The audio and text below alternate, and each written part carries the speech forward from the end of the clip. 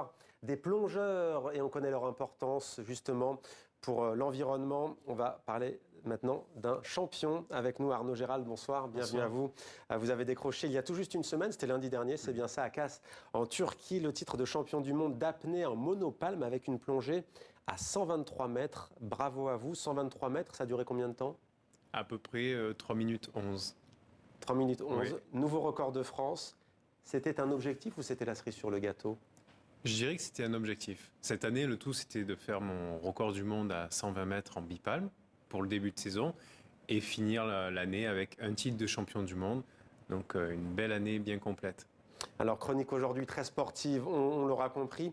Je n'avais pas rechaussé une monopalme depuis 3 ans et ça m'a fait bizarre, dites-vous, mais dans le bon sens. J'avais l'impression de voler, je trouve ça très beau, voler sous l'eau, vraiment, Oui. c'était votre sensation? Exactement, parce que je pratique une autre discipline normalement qui est la bipalme, qui est beaucoup plus lente et beaucoup plus physique. Ouais. Et là, avec une seule palme, comme on voit sur les images, on a une propulsion qui est beaucoup plus importante. Donc ça donne d'autres sensations. Et en bipalme, vous avez aussi été champion du monde, c'était en 2021 dans la catégorie poids constant, ex aequo avec Abdelatif à Al-Wash. Quel est votre prochain objectif? Je dirais que c'est continuer à me faire plaisir dans ces deux disciplines, la monopalme et la bipalme, et maintenir mon titre de champion du monde pour l'année prochaine et pousser toujours pour plus de records. Alors, le record du monde est détenu par le russe Alexei Molchanov, 131 mètres. Qu'est-ce qu'il vous faut en plus, selon vous, dites-nous, qui êtes quand même un spécialiste de la discipline, qu'est-ce qu'il vous faut pour aller chercher ce record, pour le battre? Des années d'expérience, je pense que c'est un objectif sur 2-3 ans pour atteindre ces profondeurs. Vous avez quel âge? 26 ans. Et lui? Il Beaucoup a plus. 10 ans de plus que moi. Ouais, donc il faut du temps. Il faut du temps et puis je me concentre beaucoup plus sur ma discipline, le bipalme, où je détiens 7 records du monde. Donc là, c'est vraiment une autre discipline pour le moment s'amuser, Ouais. mais à long terme, on verra ce qu'on peut faire. On voit ces belles images, donc Oui, il y a eu beaucoup de joie. Hein. beaucoup de joie. Il faut comment vous le savez d'ailleurs en général? C'est vrai que bon, Savoir que vous êtes si... champion là, du monde. Hein. Ah ben En là, remontant. j'avais une annonce très profonde. L'apnéiste avant moi n'avait pas pu réaliser son annonce, donc ça a permis de prendre la première place et d'être sur le podium. Et c'est toujours un moment magique, je veux dire, pour un athlète d'être sur un podium et écouter la Marseillaise, c'est un moment important, je dirais, pour une fin de saison. Vous disiez il faut de l'expérience, il faut aussi beaucoup d'entraînement. Quelles sont les qualités requises pour aller chercher des titres?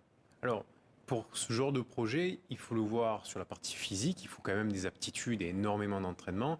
Mais comme chaque projet, chaque entreprise, il faut une partie où il faut une équipe qui nous soutienne, Une de équipe sécurité. dédiée, ouais.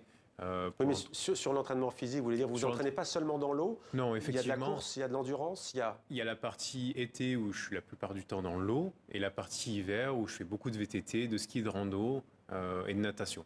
Ouais, pour les globules rouges et pour l'oxygène. Exactement. Et vous n'aviez pas terminé, donc du coup, oui, l'entraînement physique, et puis la deuxième partie, ça va être le collectif, l'équipe qui vous entoure. Je dirais que le collectif et la partie mentale dans ce sport jouent un rôle très important pour savoir se jauger ses limites, pas trop faire attention à son ego dans son annonce.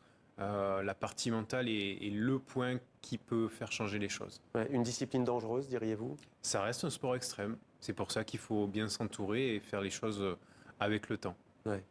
Tout à l'heure, on parlait d'environnement, et c'est vrai que la Fédération française des sports sous-marins a pris la mesure de l'enjeu écologique. C'est vrai qu'il y a beaucoup de plongeurs, l'été amateurs, j'allais dire en herbe, mais plutôt là en eau, qui, sans s'en rendre compte, a un impact aussi sur la faune, sur la flore sous-marine.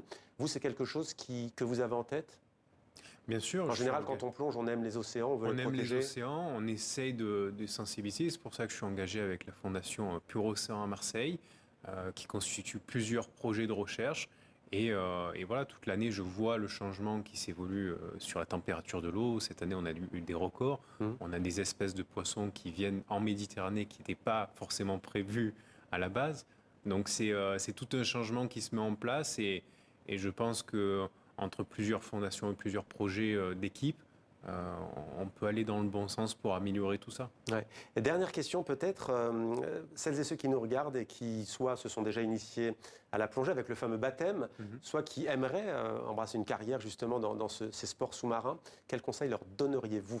Je dirais c'est se rapprocher de clubs. À Paris, il y a beaucoup de clubs en piscine, d'apnée, et dans le sud de la France pour plonger en mer. ne jamais plonger tout seul. Et puis, pas forcément vouloir viser les 100 mètres ou autre, mais déjà juste mettre un masque intubant, on peut se faire. Alors, c'est vrai qu'on ne le plaisir. sait pas forcément, mais vous nous le dites, hein, pour avis à bon entendeur, en Ile-de-France et dans les agglomérations qui ne sont pas sur la façade maritime, il y a aussi des clubs, sauf que dans les piscines, la température va baisser. Je ne sais pas si vous avez entendu, mais il y a des piscines qui vont installer des combinaisons. Génial. Ouais, des combinaisons, mais parce qu'on baisse la température de l'eau, Je ce trouve qui est que quand même différent. c'est beaucoup plus agréable pour l'organisme de C'est vrai. s'entraîner en natation dans une eau un peu plus fraîche. Ça permet de moins faire monter le cœur dans les tours. Ouais, alors, dans l'oreillette en région, on me dit que ça fait penser à Jean Reno et au Grand Bleu quand on vous voit sortir de l'eau comme ça. Et oui, C'est- c'est vrai que je me rapproche avec mon concurrent premier, Alexei Mochanov, qui a une cage thoracique énorme, qui a 10 ans de plus que moi. Il ressemble un peu plus à Enzo dans le Grand Bleu, et moi qui n'a pas forcément un physique monstrueux, à Jacques. Donc c'est vrai qu'on vit en ce moment le Grand Bleu version réalité, quoi. Merci. Prochaine compétition? Ça sera en juillet prochain. Juillet prochain. Voilà, il faut se remettre quand même. C'est très physique, on imagine. Merci beaucoup Merci à vous. d'avoir été avec nous. Arnaud, Gérald, et bravo encore à vous pour ce nouveau titre de champion du monde.